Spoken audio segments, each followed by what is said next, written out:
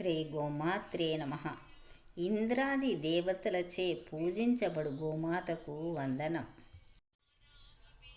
దేవదేవ్య సేవ్యమాన పరమ పావనాంగ్రి పంకజాం వేద వేదాంగ సారభూత వేదమాతరూపధారిణం సర్వదేవమయీ సత్వరూపిణం యోగి బృందవందితాం కృపాసాగరీ గోమాతరం నమామ్యహం భక్తిపూర్వకం.